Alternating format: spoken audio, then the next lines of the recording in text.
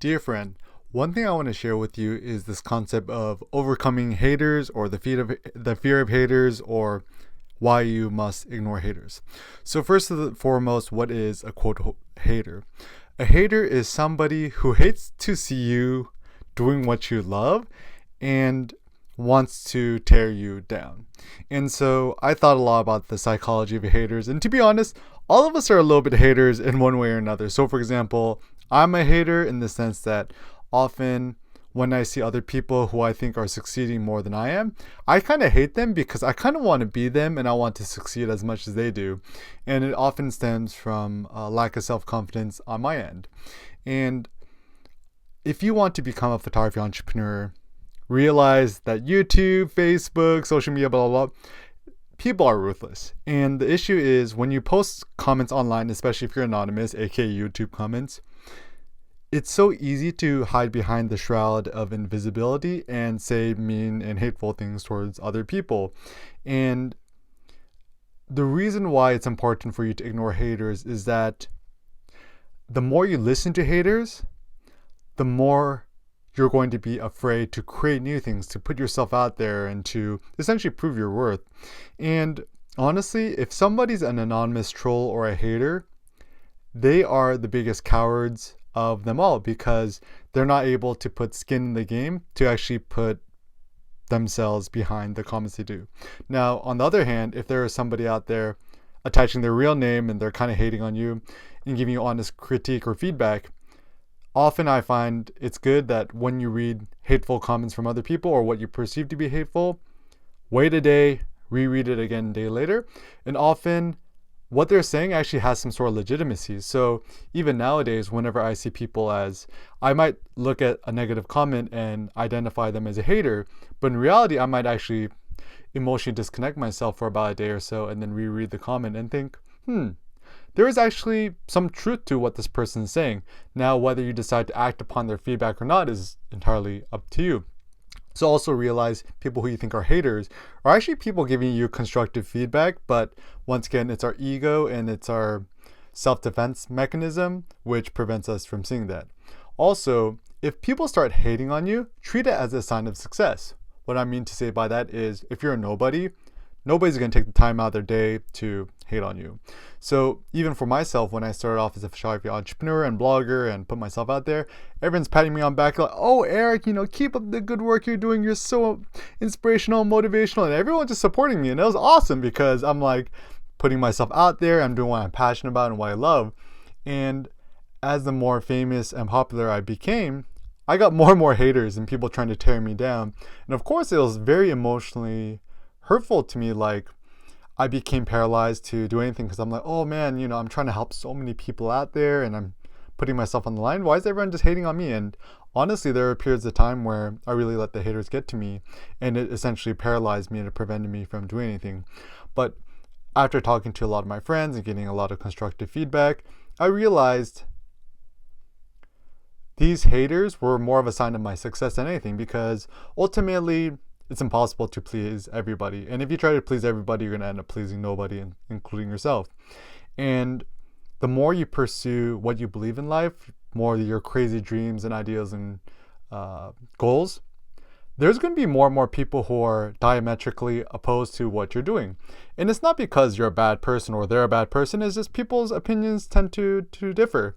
So for example, even if you're somebody as, altruistic as Gandhi or Mother Teresa, there's tons of people who are anti them. Or even if you're perhaps like one of the greatest musicians of all time, like let's say you're the Beatles, there's tons of people who hate the Beatles. So realize once again, no matter how hard you are, how hard you work, how smart you are, how talented you are, there's always going to be people who quote hate on you. And also think that it's important that if you yourself you're afraid of people hating on you, ask yourself, am I a hater? So, for example, myself, of course, I don't like when people say bad things about me or hate on me, but I often catch myself hating on other people and me being a naysayer, me putting down other people, say, oh, I don't like that guy because da. Now, I've learned not to just be a hater. I've learned to be a lover. So even people I don't really necessarily like or whatever, I still try to find one redeeming quality in anybody. Even though I might find some people annoying or disrespectful or whatever, I'm like, you know what? Even though my opinions differ from them, I'll give it to that guy for putting themselves out there, for sharing what they believe is truthful, and I'm just gonna support them. And once again, the more you could be a lover towards other people and the less you could hate on other people or criticize other people for their faults or shortcomings, ask yourself, am I guilty of the same things that those other people are doing? It's kind of like a Stoic philosophy thing. So once again, don't be a hater, and also some practical tips on how to overcome the fear of paralysis, which prevents a lot of us from creating stuff because we're afraid of the haters. One practical tip, actually one thing I do is I'll just upload content, I'll upload videos, whatever, and I just won't read the comments, because comments tend to go into two ways. One, positive, where people just pat you on the back, like, you're the best, keep on doing it, which is nice, but it's not really necessary, because I think you should have the inner drive and the inner passion to do what you do. Then there's the second type of comment, which is like the haters. People are like, you suck, you should die. And I'm like, okay, that's not helping me either. So this is the trap, is positive feedback and negative feedback. They're both quite harmful, to be frank. And my practical suggestion, and also realize, people who are really, really overly supportive of you can actually be more dangerous than people who are your haters, because at least haters, they might help you think, okay, what are some things I can improve on? Whereas people who just only support you, you get blinded into thinking everything you do is totally infallible.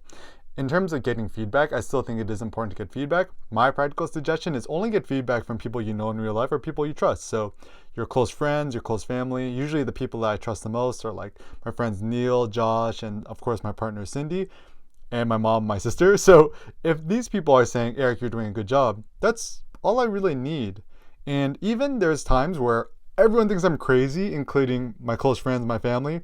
But if me in my own heart truly believe in what I'm doing, then you also have to ignore the feedback of your loved ones, because once again, your loved ones are there to support you, they care about you, and who knows, maybe even a lot of your haters used to be your fans turned haters, and they just kind of miss the old you. And this has also happened to me in the past, is that a lot of my quote-unquote haters are actually fans who just kind of don't like the new direction I'm taking. They just kind of want to see me be the old me, or they're just actually genuinely looking out for me. And so another way I like to psychologically train myself is, even people out there who I perceive to be trying to tear me down, just, think to yourself, oh, maybe this person's actually trying to help me. And now, whether that's true or not is besides the point. It's a good way for you to become stronger, for you to be more confident in terms of putting yourself out there. Because once again, I think entrepreneurship is about 90% mental. Once you can build the confidence to not fear haters, then you could publish more, create more, and be the change which you wish to see in the world. So once again, friend, be bold, be confident, be brave. Realize that the haters are there because they have some sort of insecurities within themselves. And also, if people start to hate on you, treat that as a sign of success.